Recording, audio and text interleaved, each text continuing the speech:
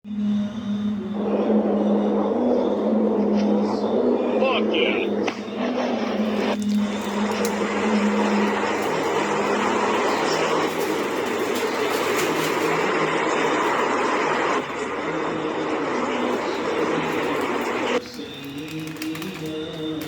tentara Amerika Serikat dilaporkan tewas dalam 2 hari pertama perang melawan Iran.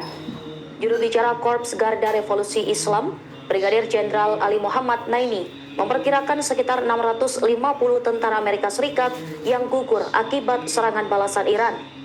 Ia menyebut para tentara yang tewas di berbagai pangkalan militer Timur Tengah sengaja disembunyikan oleh Amerika Serikat. Selasa 3 Maret 2026. Diketahui Iran menargetkan berbagai pangkalan militer Amerika Serikat di negara Teluk seperti di Bahrain, Irak, Uni Emirat Arab, dan Qatar. Serangan itu dilakukan sejak 28 Februari 2026.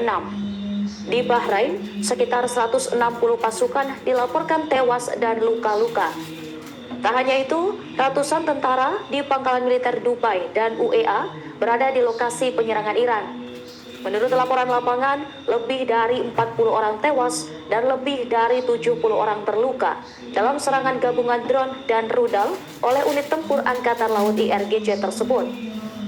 Ia menegaskan bahwa Iran bakal terus melanjutkan serangan balasan untuk Amerika Serikat dan Israel. Militer Iran juga menargetkan militer Israel di wilayah pendudukan dan pangkalan pasukan Amerika Serikat di Al-Udeid, Qatar. Sementara itu, sejumlah warga Iran menggelar upacara pemakaman massal untuk 165 siswi dan staf yang tewas dalam serangan Amerika Serikat Israel terhadap sebuah sekolah perempuan di kota Minab pada Sabtu lalu.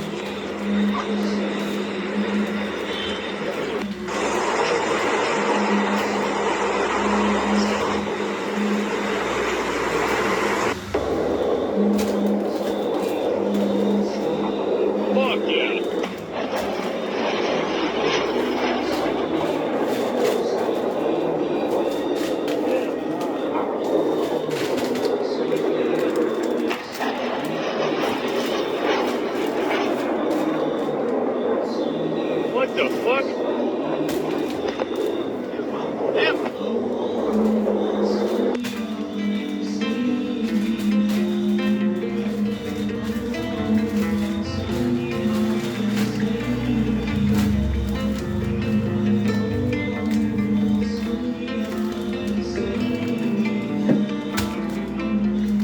Kulit mukaku kering, tapi Envoy Centella Asiatica Acne Toner ini benar-benar nyelamatin aku. Muka jadi lembab seketika deh begitu pakai ini. Dan makin cerah lagi karena dari tanggal 16 Februari sampai 24 Maret ada Brand Diskon Festival sampai dengan 80% di Lazada Ramadan Sale.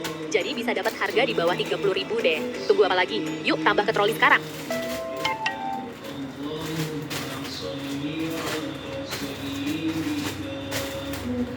Aku baru cobain dan ternyata benar. EasyCash kasih kesempatan pinjam tanpa bunga. Cuma dengan balikin uang yang dipinjam sama sekali nggak ada bunganya. Nah pas aku tahu info ini, aku langsung daftar dan dapat limit 70 juta.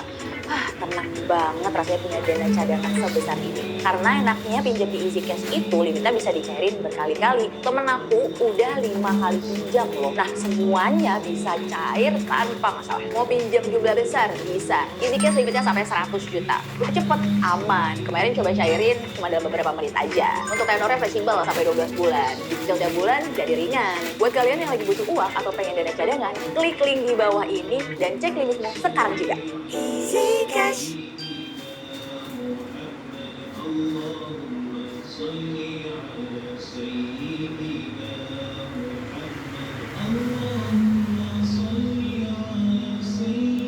Iran memblokade Selat Hormuz dan menutup kilang minyak terbesar Arab Saudi. Dampak tersebut dirasakan berbagai negara untuk meluasnya eskalasi konflik di Timur Tengah.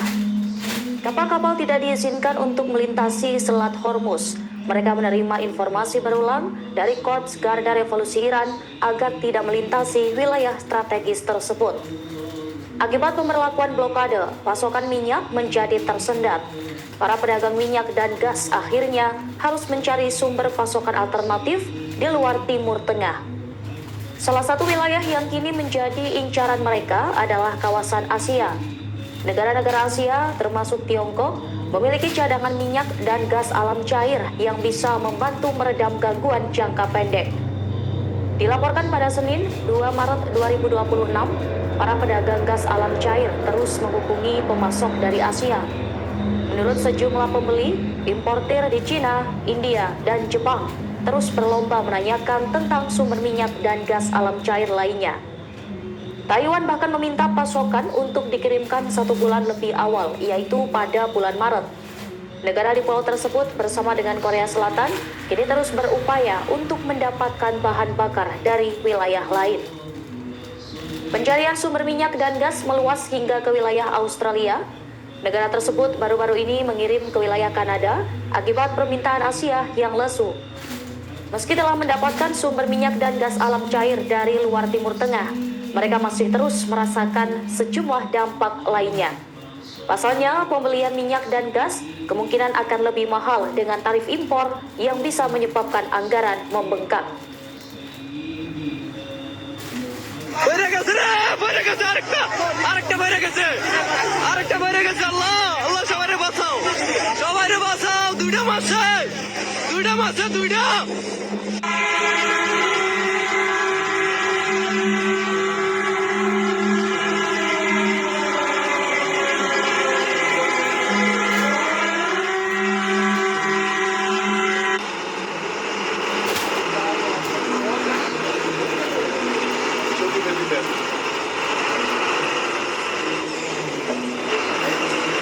ये सर हो गया यार।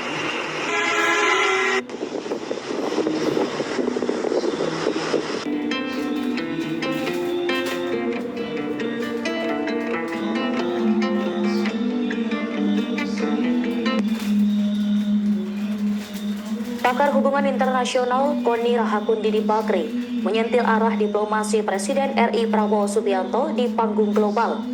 Hal ini menyusul munculnya respons Prabowo yang mengajukan sebagai mediator dalam konflik Timur Tengah.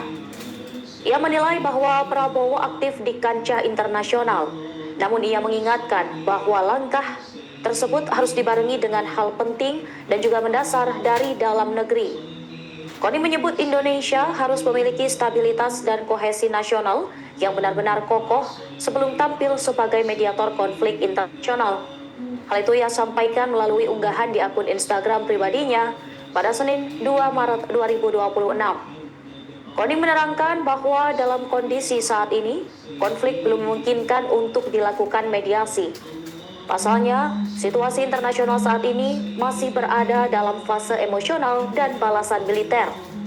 Menurut Koni, jendela mediasi baru benar-benar bisa terbuka ketika para pihak mulai merasakan biaya perang lebih mahal daripada menang atau kalah. Ia menilai sebenarnya Indonesia memiliki modal moral sebagai negara middle power.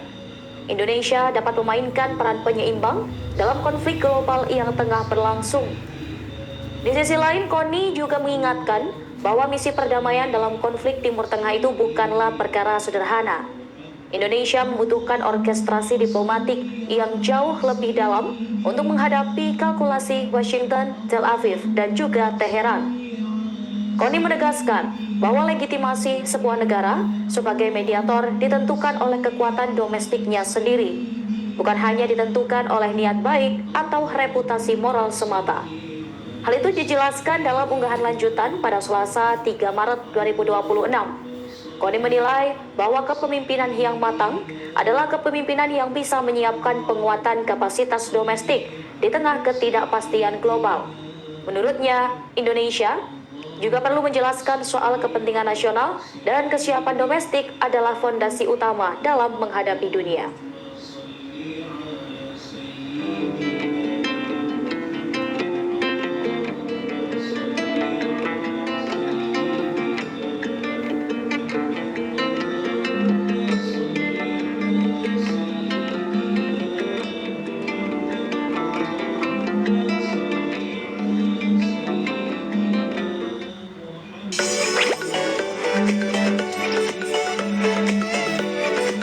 capek ganti spray tengah malam, bayangkan tidur nyenyak sampai